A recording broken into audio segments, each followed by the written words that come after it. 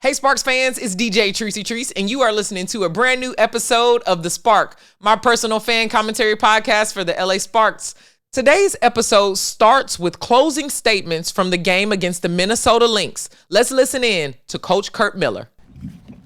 Obviously, a game where we were outplayed, outcoached, and again, this is why Minnesota is one of the top three teams in the league right now, is their execution at the offensive end, their tempo, their screening, their physicality.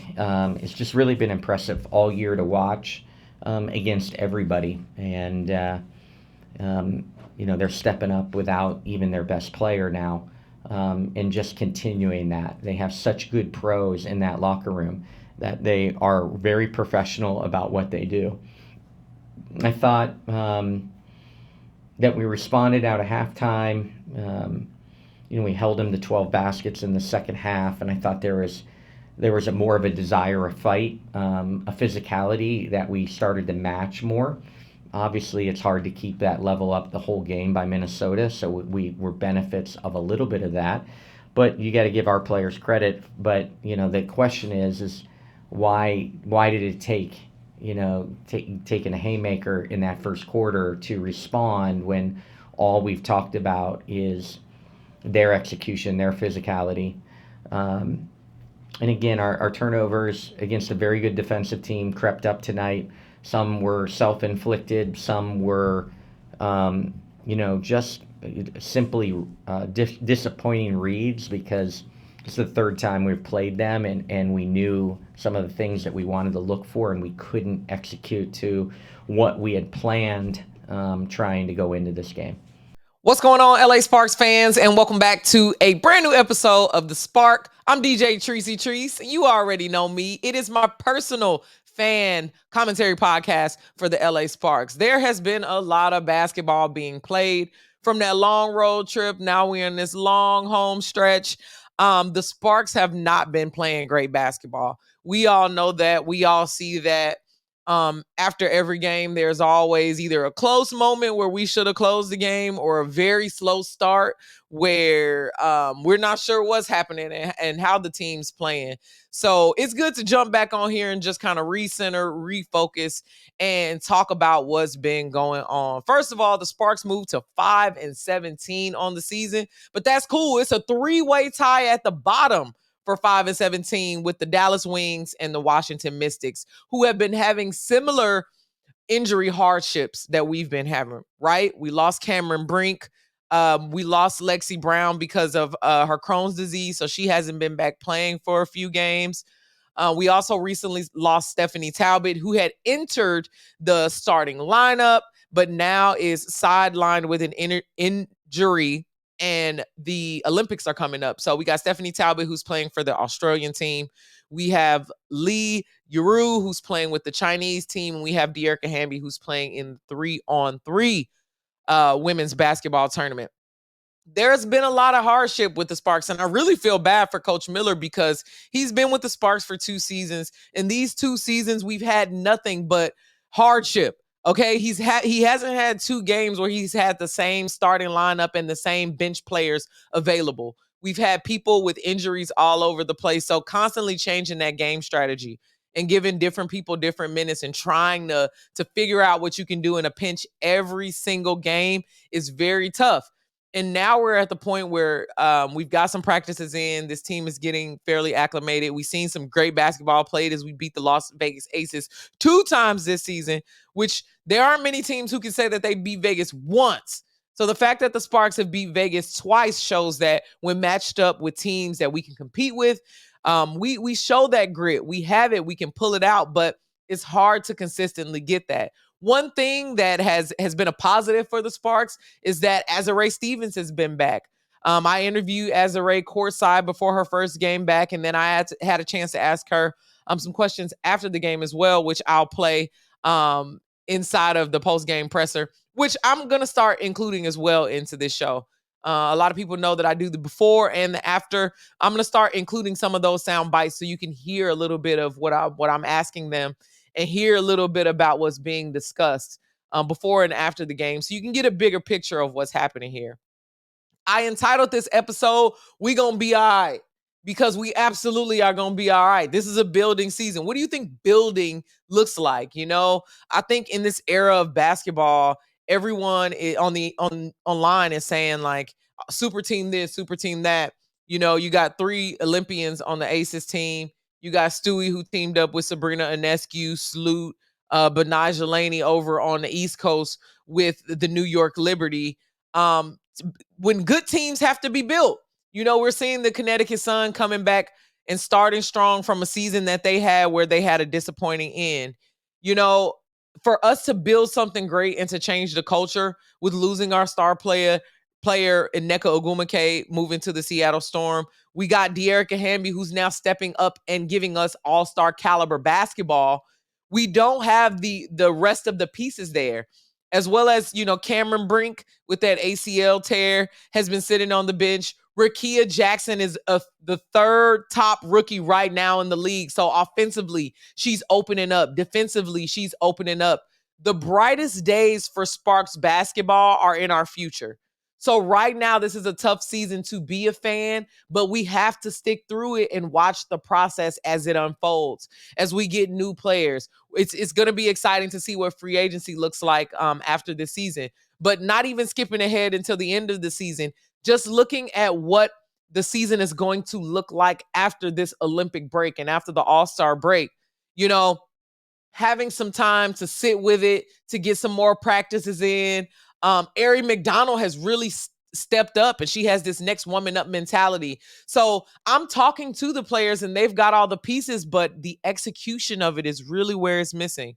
You have these defensive slippages with these teams like the Minnesota Lynx that we just recently played last night at Crypto. That's a great team defensively. They're going to catch you slipping every single time. You can't leave anybody open with Kayla McBride. Nafisa Collier wasn't playing, but still the team was able to secure the win without her because even their bench is well coached, and that's even something that Coach Kurt Miller said in the press conference.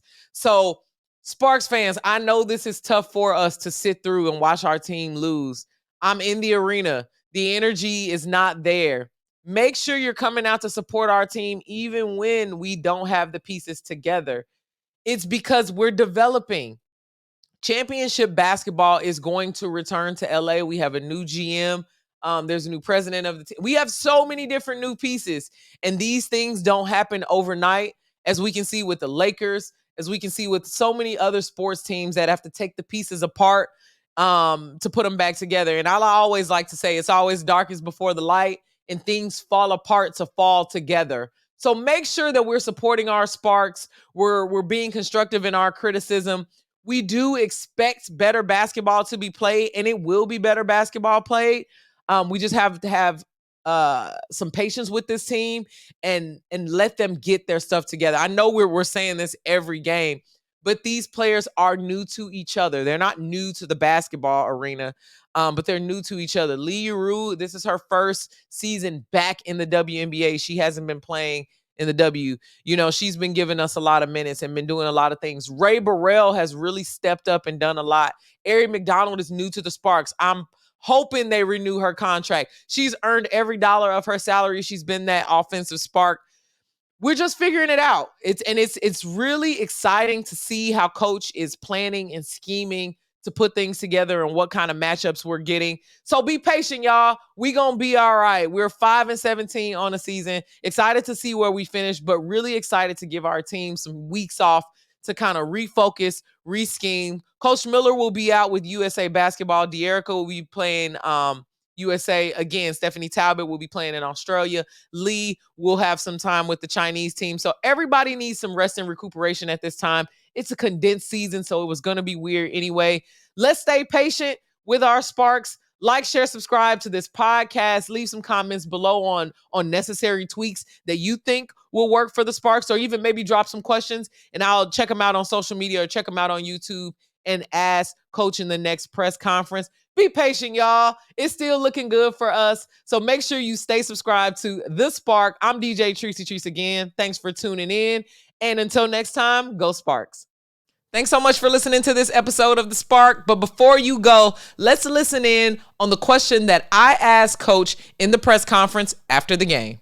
Hey, Coach, DJ from Infinity TV. We've beat Vegas 2 times, and after that second Vegas win, you were just saying, in the WNBA, it's funny like that sometimes you just have better matchups. Would you say, from your opinion at this point, that Minnesota is just the opposite of that, and they're constantly the matchup to beat for us? Yeah, for us, with a younger team that at times relaxes on defense when they think they're out of maybe a scoring action. And you just have to have 5 people constantly engaged defensively and flowing to actions and moving towards actions when they're not in necessarily the scoring action. If not, they move you and they move you and they move you. So this matchups is difficult for us. This league's funny like that. There's just matchups that are better. In Connecticut, it was one of those things. I had a team that matched up well with Minnesota. When I left Connecticut, I had probably, I think I read this somewhere, the best career record against Cheryl Reeve, right? And we have not won a game against Minnesota since I arrived here now. So that no longer stat exists, but we've had a bunch of success against them. But again, those were really, really locked in defensive teams in Connecticut, and I'm trying to build that here with that same defensive intensity. Coach, you talked about the players and just, things that they have to do and they have to figure out. Just as a coach, how frustrated are you, or what things do you think you can do better to kind of get through to them to make sure that they're not having the slippage and being where they need to be, playing how hard they need to play, and even making sure they knock down the shots? Yeah, the effort is the frustrating thing, right? Again, with the young and the building, I've done this everywhere I've gone. There's growing pains. There's nights where you don't play well. It's just not your night. There's nights where you can get up, and how consistent you can be like that. And when you're in the build is, all part of it. So, I know, and again, injuries, illness, people in and out of lineups. Again, Steph's our energy person. Steph has been in the starting lineup. All of a sudden now Steph basically has missed 2 games in a row. And so we lose that toughness. We lose that extra passer. We lose that extra glue kid. It's all part of it. But you got to keep stepping up, when you have adversity. And so we had more adversity tonight. We get Azare back and going, but then you lose Steph. So again, more of my frustration is physicality, is toughness, is effort. Because those things, I don't want to coach. I just want them to be consistent every night, and we need them. We talk about the margin in here a lot between winning and losing for us. Our margin is different than a bunch of teams in this league, and so you have to every night bring your toughness, your energy, your physicality. And we got out-toughed, we got out-physical tonight. Our energy wasn't as high as theirs in the first quarter, which set us back. And, and then, I obviously got out-coached because I wasn't able to push those buttons soon enough. And again, they put their starters back in, they played, we held them to 12 baskets in the second half, we outscored them in the second half, but that's just, things you can talk and try to gain confidence out of players. But in reality, we need to talk about that first quarter and why was it the way it was.